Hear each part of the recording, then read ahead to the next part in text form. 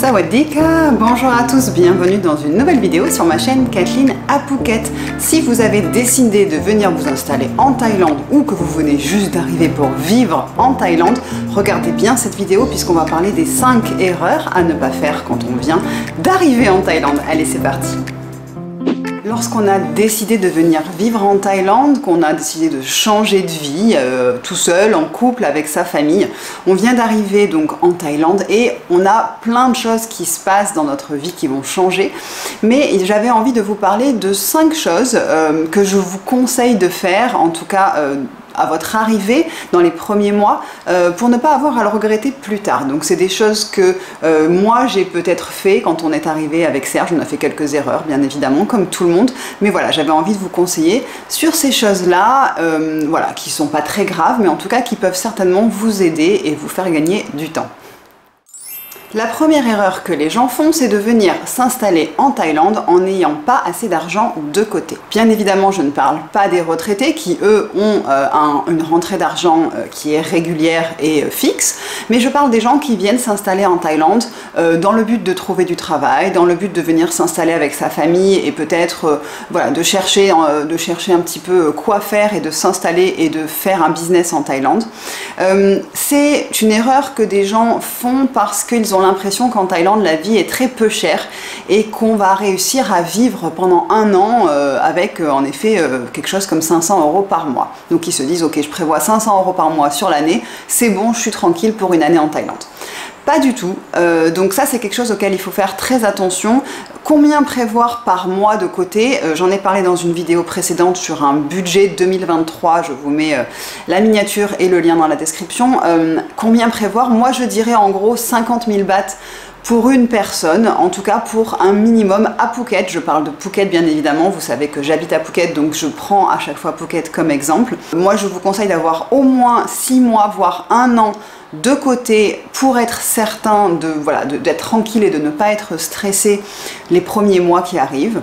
Nous, quand on est venu s'installer donc avec Serge, mon mari, c'était il y a maintenant 10 ans, nous avions 6 mois d'argent de côté, puisque nous, le but était de venir pour travailler, de trouver du travail et de s'installer pour travailler, mais on n'avait pas... Alors, j'avais un peu un plan de travail et qui au final s'est concrétisé, donc tant mieux, mais voilà, on n'avait pas forcément tous les deux un plan fixe avec du travail, donc on s'était dit, ok, on se donne 6 mois, on avait 6 mois d'argent de côté pour essayer de tenter notre chance en Thaïlande, et puis si ça marche pas, on rentrera en France. Donc voilà, c'est quelque chose que je vous conseille et c'est une erreur à ne pas faire, en tout cas si vous avez comme projet de venir vous installer en Thaïlande, c'est de se dire que vous verrez bien et que vous trouverez du travail ici. Non, c'est très compliqué, il vaut mieux avoir un plan, il vaut mieux se donner du temps et avoir de l'argent de côté et avoir un plan B au cas où ça ne marche pas, parce que certaines personnes liquident tout en France et se disent ok, on vient vivre en Thaïlande. Si pour vous, vous n'avez pas une rente ou un revenu, que ce soit retraite ou autre, en tout cas c'est pas ce que je vous conseille. Je vous conseille plutôt d'avoir quand même de l'argent de côté pour pouvoir vivre sereinement les premiers mois. Autre chose aussi concernant l'argent, c'est des gens qui vont venir avec trop d'argent. Alors qu'est-ce que j'entends par trop d'argent? Trop d'argent, ça veut dire des gens qui ont beaucoup d'argent de côté et qui viennent vivre en Thaïlande en se disant bon là ça va, je suis vraiment large pour les prochaines années à venir, je suis tranquille, et qui vont se mettre à flamber. Pourquoi? Parce qu'en effet, même si la Thaïlande est chère, le pouvoir d'achat reste quand même supérieur à des pays en Europe, et qui tout d'un coup vont se rendre compte que pour pas grand chose, ils peuvent sortir le soir tous les soirs, boire ça coûte moins cher, voilà, les bars, les filles, etc. et qui vont tout flamber très rapidement. Donc ça aussi c'est 2 choses concernant l'argent et donc il faut faire attention quand on arrive en Thaïlande. En parlant d'argent, je vous rappelle que nous avons une page sur le site Tipeee, je vous remets le petit logo ici, qui est une plateforme de financement participatif, et si vous avez envie de nous aider, de soutenir notre chaîne, n'hésitez pas à aller faire un tour sur la page pour comprendre un petit peu le fonctionnement et surtout à nous faire, si vous avez envie, un petit don. Même les tout petits dons sont très appréciés et nous font vraiment chaud au cœur, donc je vous remercie pour ça. La deuxième erreur que les gens font lorsqu'ils arrivent pour venir s'installer en Thaïlande, c'est de ne pas prendre un visa long terme assez rapidement. Les gens qui arrivent ici parfois arrivent avec un visa de touriste, donc soit sans visa, vous avez donc droit à 30 jours d'exemption de visa que vous pouvez éventuellement prolonger de 30 jours de plus. Et des gens viennent aussi avec des visas de 90 jours de touristes, mais ils ne prennent pas des visas sur un an assez rapidement. Donc encore une fois, je ne parle pas forcément des retraités, hein, parce que les retraités, il y a quand même cette option du visa assez rapidement sur un an. Je parle des gens qui viennent pour vivre, des gens qui viennent avec leur famille, des gens qui viennent pour travailler. On connaît en Thaïlande ce qui s'appelle les visa run, donc si vous ne savez pas ce que c'est un visa run, c'est-à-dire que vous allez devoir sortir du pays et re-rentrer dans la même journée ou parfois le lendemain. Donc vous allez dans les pays frontaliers de la Thaïlande, ça peut être la Malaisie, ça peut être voilà, le Vietnam, des choses comme ça selon où vous êtes situé en Thaïlande. Et quand vous sortez et que vous re-rentrez, vous avez à nouveau droit à une exemption de visa de 30 jours que vous pourrez ensuite prolonger. Ça, c'est des choses qui sont organisées ici avec des vannes, des mini-vannes qui viennent vous chercher, qui vous emmènent à la frontière, enfin voilà, tout est organisé. Donc c'est aussi une économie ici qui n'est pas forcément super, parce que d'ailleurs il y a beaucoup d'accidents avec ces vannes, puisque bah, ils conduisent comme des fous et que vous faites beaucoup de routes et qu'il faut, il faut y aller vite, donc voilà, ils conduisent très très dangereusement. Il y a eu un moment où il y avait plein de morts sur les routes d'ailleurs avec ces visa run, et donc les gens se disent ah ben je vais pas m'embêter, je reste ici, je sors du pays, je re-rentre, je referai ça dans 3 mois, je sors, je re-rentre. Tout ça, ça se fait beaucoup moins. Pourquoi? Parce que la Thaïlande a un petit peu serré la vis à ce niveau-là, c'est-à-dire que vous allez pouvoir le faire une fois, peut-être deux, et si vous allez essayer de faire ça une 3e fois, vous allez voir que là, ils vont pas apprécier, ils vont vous mettre de côté à l'immigration et vous poser des questions et vraiment vous faire comprendre qu'au fait, c'est la dernière fois, la prochaine fois, ça ne passera plus. Donc les gens ont des fois cette impression que les visa run marchent encore facilement ici et que la Thaïlande ferme les yeux et qu'on leur donnera un petit billet et que ça passera. Franchement, c'est de moins en moins le cas et c'est pas quelque chose que je vous conseille, déjà parce que c'est pas quelque chose de sûr, hein, parce qu'au fait, la Thaïlande comprend qu'au fait, vous les prenez pour des imbéciles, hein, ils se disent au fait, vous restez ici à l'année, ben, prenez un visa à l'année, pourquoi vous faites ça, vous sortez, vous rentrez, on sait très bien ce que vous faites. Donc ça, c'est quelque chose que je ne vous conseille pas. Moi, je vous conseille de, éventuellement, oui, venir en Thaïlande avec une exemption de visa ou un visa touriste une première fois, et ensuite de pouvoir convertir ce visa, soit en visa élite si vous êtes content et que vous avez envie de rester 5 ans, soit le visa étudiant aussi si vous comptez, voilà, si vous comptez venir faire des cours de Thaïlande et rester un petit peu plus. Voilà, c'est quelque chose que je vous conseille de faire rapidement à votre arrivée, de convertir votre exemption de visa ou votre visa touriste en visa plus long terme. Nous, c'est ce qu'on a fait. Nous sommes arrivés donc il y a 10 ans avec un visa touriste de 6 mois. Donc, en fait, c'est des visas touristes de 2 fois 3 mois. Donc, 3 mois, puis vous sortez quelques jours. Enfin, nous, on était sortis, puis on était re-rentrés pour à nouveau 3 mois. Et au fait, ce sont des visas qui, je sais pas s'ils existent toujours, j'ai l'impression que non. Mais au fait, ensuite, on s'était dit, ben voilà, on a 6 mois, on va trouver quelque chose, et c'est ce qu'on a fait, puisqu'au bout de 6 mois, on a réussi, donc on a converti nos visas en quelque chose de plus long. Donc voilà, vraiment, attention, ne pensez pas que les visa run restent une option sympa et fiable et, voilà, et facile. Non, c'est pas quelque chose que je vous conseille, donc essayez de plutôt prendre autre chose dès que vous pouvez, si vous voyez justement que la Thaïlande est un pays qui va vous convenir et que vous avez envie d'y rester pour plus long terme. Un petit rappel, si vous n'êtes toujours pas abonné à la chaîne, ben abonnez-vous, il suffit juste de cliquer en dessous. Vous êtes encore 60% à regarder mes vidéos et à ne pas être abonné, donc s'il vous plaît, abonnez-vous, likez et partagez cette vidéo. La 3e erreur que les gens font lorsqu'ils viennent s'installer en Thaïlande, c'est de ne pas apprendre un minimum de thaïlandais. Je sais que les langues, c'est compliqué, que les Français, les francophones ne sont pas très doués pour les langues, la faute à certainement l'enseignement qui n'est pas super à ce niveau-là à l'école, mais en tout cas, je sais que c'est compliqué, mais que vous pouvez faire l'effort, et c'est quelque chose qui est très apprécié par les Thaïlandais, c'est au moins de commencer à apprendre quelques mots. Je sais que nous, quand on est arrivé, j'ai écrit, je prenais mon téléphone, et au fait, quand je demandais des choses en thaïlandais, ils vont vous le dire, mais 30 secondes après, vous avez déjà oublié, parce que c'est une langue qui n'est pas latine, et donc qui est tellement éloigné de la nôtre que le mot ne va faire penser à rien, donc vous ne le retiendrez pas. Donc écrivez-les sur un papier, sur un petit carnet, sur votre téléphone, en phonétique, c'est-à-dire que même pour dire sawadika, vous pouvez l'écrire parce que vous allez l'oublier. Plein de petites choses, je m'appelle, comment tu t'appelles. Moi, la première chose que j'ai appris en thaï, c'était je ne suis pas russe, je suis française, parce qu'on me prenait toujours pour une russe. Donc c'est une des premières choses, mais en effet, ils avaient beau me le dire, je ne le retenais pas, et donc je l'ai écrit sur un papier, mai pen kon Russia, pen kon Français. Phuket. Et donc du coup, c'est quelque chose que j'ai retenu facilement et je vous conseille de faire la même chose parce que je peux vous assurer que c'est quelque chose qui fait plaisir aux Thaïlandais, même si après quand ils vous répondent, vous ne comprenez pas forcément s'ils vous répondent en thaï, mais en tout cas ils auront vu que vous avez fait l'effort.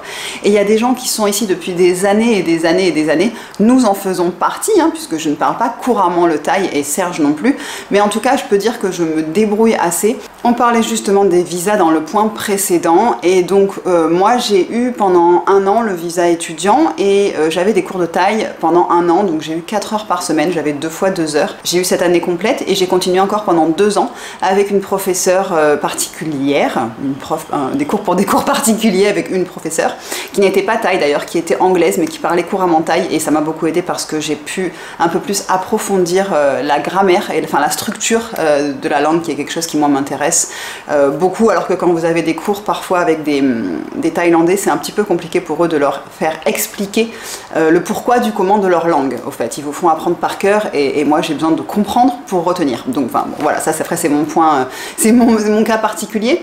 Mais aussi ce fait d'avoir eu un an complet à l'école. J'avais donc le visa étudiant pendant un an et donc j'étais avec des personnes qui avaient aussi ce visa étudiant et j'ai fait pendant 6 mois, on était 7, 8 au début de l'année scolaire et puis au fur et à mesure les gens s'en vont et j'ai fini les 6 derniers mois toute seule puisque par contre ils ne pouvaient pas me dire ah bah t'es toute seule on arrête, donc j'ai continué les 6 derniers mois toute seule avec mes 4 heures par semaine et au moins j'ai bien avancé et c'est là que je me suis rendu compte qu'au fait bah, les gens qui prennent les visas étudiants n'ont rien à faire d'apprendre la langue, ce qui les intéresse c'est le visa pendant un an et voilà, j'ai trouvé ça dommage parce que quand on vient dans un pays, je trouve qu'un minimum pour s'intégrer c'est d'apprendre la langue. Après c'est vrai que c'est compliqué de la parler couramment et l'avantage qu'on a à Phuket c'est que la plupart des Thaïlandais parlent un anglais correct puisque c'est très touristique, donc ils parlent tous un minimum et donc on s'en sort avec l'anglais. Mais je vois des gens qui vivent ici qui ne parlent ni anglais ni thaïlandais et qui sont là et je me dis mais c'est quand même vraiment pour moi vraiment un manque de respect au fait, hein, je suis désolée par rapport à la population parce que voilà, un minimum je trouve que pour communiquer au quotidien, moi là je vois que quand là il y a le livreur qui m'appelle parce qu'il a un colis à me livrer, je sais lui expliquer où j'habite et il trouve et il n'y a pas de problème, j'ai l'assurance là qui m'a appelé pour me demander à quelle adresse elle envoyait le contrat, elle me parlait en thaï, je comprenais, je suis même surprise moi-même de comprendre ce qu'ils me disent et je peux leur expliquer voilà l'adresse, j'ai payé, j'ai pas payé, où est-ce que je fais le virement, des trucs comme ça. Donc si je peux vous conseiller quelque chose, c'est au moins de vous mettre à l'anglais avant votre départ et surtout une fois que vous êtes ici d'essayer de parler le thaïlandais mais vraiment de faire l'effort, pas juste pour rigoler, de l'écrire, de noter des choses et au moins d'essayer de les retenir parce que vous verrez que ça fait plaisir au Thaï et que ça change un petit peu tout.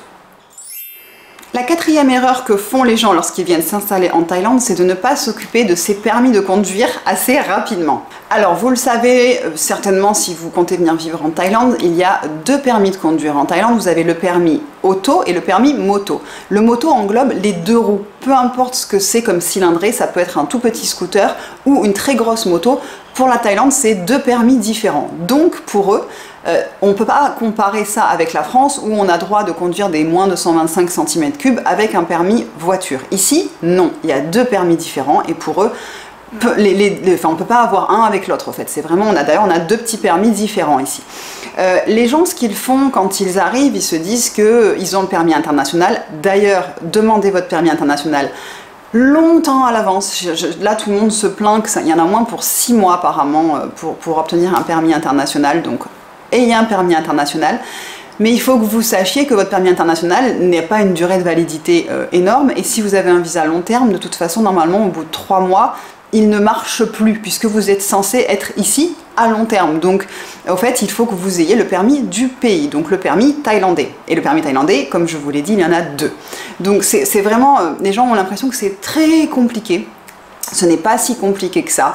Si vous avez le permis voiture, hein, pour la plupart des gens, vous avez le permis voiture que vous avez eu en France, vous pouvez le faire convertir en permis thaïlandais voiture. Donc il y a une petite démarche à faire, c'est-à-dire il faut aller au consulat, faire traduire votre permis, le faire certifier par le consulat et ensuite aller au centre des permis de conduire pour juste passer des petits tests de vision et de réflexe avec les pédales et là, prendre votre photo, et là vous avez un permis de 2 ans, puis ensuite c'est tous les 5 ans. Donc vous avez juste, c'est juste renouveler les petits tests médicaux au fait, hein, pour ça. Vous n'avez pas repassé votre permis de conduire. Par contre, si vous n'avez pas de permis moto en France, et ça c'est le cas de beaucoup de monde, il va en effet falloir passer le permis moto en Thaïlande. Et donc là, c'est un petit peu plus compliqué. Alors si vous l'avez, c'est le même principe qu'avec le permis voiture, hein, c'est une traduction, etc., etc. Si vous ne l'avez pas, moi c'était mon cas, donc j'ai dû le repasser. Et là, par contre, en effet, vous repassez la conduite et le code. Par contre, ça prend un petit peu plus de temps. Tout ça prend quand même du temps parce que quand vous allez au centre des permis de conduire, vous en avez pour 3 mois au moins, entre 2 et 3 mois d'attente pour avoir une date pour aller passer le permis ou pour aller juste le faire convertir. Donc tout ça, c'est des choses qui prennent du temps et c'est quelque chose que vous avez le temps de faire quand vous arrivez, puisque si vous en occupez tout de suite, vous allez avoir un peu d'attente, vous avez le permis international, donc c'est pas un problème, vous allez, même si vous vous faites arrêter, mais en tout cas, occupez-vous-en à votre arrivée de toute cette histoire de permis. Pourquoi? Parce qu'il y a des policiers de partout. En tout cas à Phuket, on a beaucoup de barrages de police et ils adorent arrêter les étrangers, hein, beaucoup plus que les Thaïs, vous le remarquerez. Et dès qu'on leur sort le permis de conduire Thaï, mais le geste de vas-y, vas-y, vas-y, on s'en fout, est automatique pour les policiers. Moi, j'ouvre mon portefeuille, il y a les 2 permis, je leur dis tu veux le voiture, le moto, voilà, je leur montre bien que j'ai les 2, et là c'est ok, paille. Donc vas-y, vas-y, c'est bon. Ils savent qu'il n'y a pas d'argent à faire puisque vous avez votre permis thaïlandais, moi, vous avez l'assurance, etc.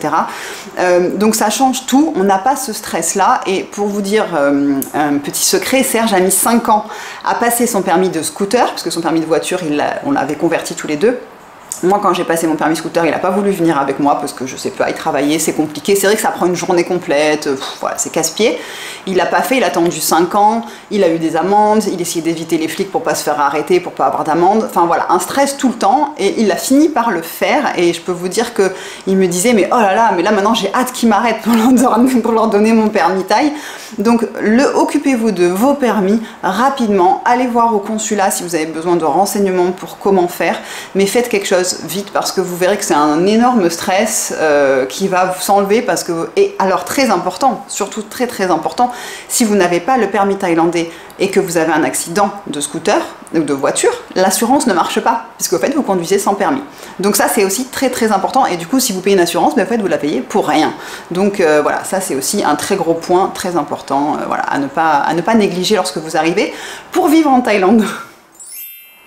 La 5e et dernière erreur que font les gens lorsqu'ils arrivent pour s'installer en Thaïlande, c'est de ne pas assez visiter, de ne pas assez voyager, que ce soit en Thaïlande ou que ce soit dans les pays limitrophes au fait.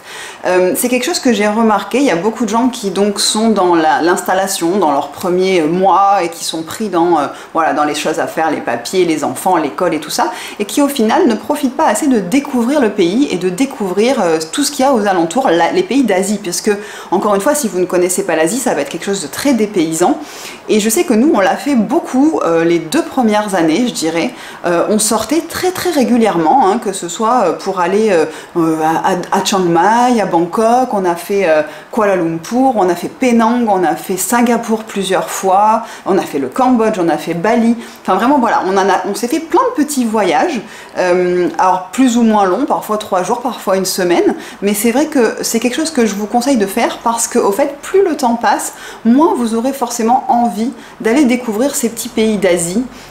Alors pourquoi? Moi je vous le dis, mon sentiment au fait actuel, c'est que là par contre, au bout de 10 ans, 10 ans maintenant en Thaïlande, quand j'ai envie de vacances ou si je pense à des vacances ou des pays qui me donnent envie, je ne pense plus à des pays d'Asie. Pourquoi? Parce qu'au fait, c'est moins dépaysant pour moi. Je n'ai pas forcément envie d'aller dans un autre pays d'Asie. Là, quand je pense à des vacances, j'ai plutôt envie d'États-Unis, de la côte ouest, qui est un voyage que j'ai toujours voulu faire et que je n'ai pas encore eu l'occasion de faire, mais que je ferai. D'autres pays d'Europe aussi que je n'ai pas fait. Donc voilà, j'ai envie de dépaysement et pour moi, rester là maintenant en Asie, au bout de 10 ans d'Asie, j'en ai plus forcément envie. Donc je suis contente d'avoir fait ça les premières années, d'avoir vraiment bougé avec Serge. On se faisait vraiment plaisir dans nos dépenses, c'était ça.